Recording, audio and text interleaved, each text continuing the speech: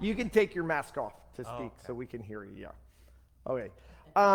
Chad, when did you graduate from Pitt? Last April. Last April. And what did you graduate in? Economics and anthropology.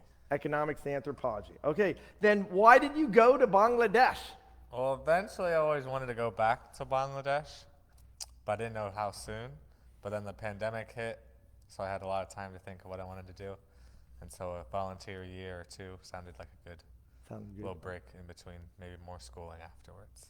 Okay. What do you do there? You've been there 3 months. You Yeah. came home for your visa, and now you're going Now back. we're going back. I help a small business in Bangladesh called a Basha Boutique. They make blankets, bags, ornaments, and like jewelry.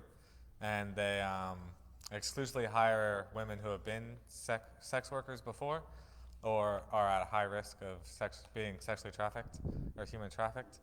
And I help with their administration, helping with like business plan, or because I'm the youngest there, like tech support sometimes too, but all sorts of stuff I help them out with. Okay. And are you also taking language while you're there? Yeah, no, I thought it was important coming from an anthropological background to understand the language. So I think I'm through 2 books of like my 3-book introductory course. So we're about like a month away from maybe knowing as much as I should know, but not being as good. And of course, we can test him. Apnar Bangla, come on. Bello. Balo. I said, how is your Bangla? And he said, it's okay. It's okay. So that's good. That's good. I'm glad to see it. Who do you stay with there? I stay with the people we gave Noisy Offering to maybe a couple years ago, Bijoy Bangladesh. The people that run that are good friends with us, and I stay with them in their apartment, and they have 2 sons, one who's 18 and one who's a little younger, middle school maybe. And so I sleep in the same room as the older one, and so they've taken care of me very well. All right. And do you have rice every meal, or how much do you eat rice there? Not every meal, maybe breakfast. Sometimes it's not rice. Okay. But if there's 21 meals for a week, maybe 19. Is rice, okay. They eat a lot of rice there, is the point. How is Bangladesh, and let's be specific, you live in Dhaka. Yes. How is Dhaka different than Boiling Springs? They're both cities, so I wonder what's the difference between It's hard to avoid people, which may be a good thing or bad thing.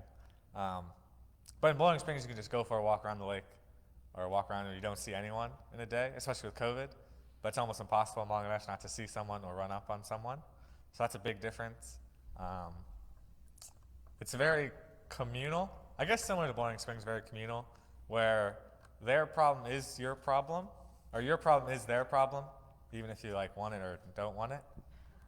But that way it can be very communal, similar to Boiling Springs. Okay. What is the population of Dhaka? 15 million? I don't know. 15 million? Something like that. What's the population of Boiling Springs? I don't even know. 1,500? Well, there's a little more traffic, like maybe a duck crossing here you have to hold up. Yeah. But between the roads and just the sheer amount of people, a lot more traffic. Sure. And how do you get from your house to your work? How do you get there? Usually by rickshaw. What's a rickshaw? What's a rickshaw? 3-wheeled, it's a bike, 3 wheels and a seat on the back, 2 seats that a puller pulls our bikes with. And so I usually take that to work and back, and then to churches on the other side of the city. So I'll take Uber motorcycle. So I'll hop on a back of someone's motorcycle and I'll. How much does your rickshaw ride cost from your house to the office? Between 60 taka and maybe 80 taka, so 75 cents to $1. 75 cents, okay. How long do you intend to stay there? Soft-ish plan is 6 more months in Bangladesh, possibly, or maybe to the end of the year, and then look at maybe job opportunities, or maybe I have other internships in Thailand or Nepal lined up, but keep that as a soft. Okay, okay. And one of the things in the R3 process, we're actually supposed to interview people every week to get to know people better. And that maybe Chad is going to be the start that I start asking other people to come up and interview them. Maybe Kathy would like, it looks like she wants to be first.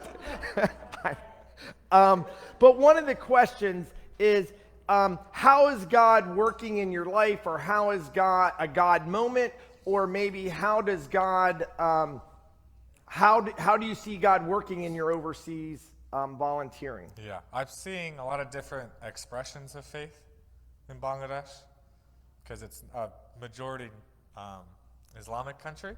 Yeah. So it's a different, obviously a different setting for Christians to worship there than it is here, and so they also come from different like church traditions than here, than Lutheran Church. So it's interesting to see them worship differently, and how they connect to God is much different than we do here through like liturgy or something like that.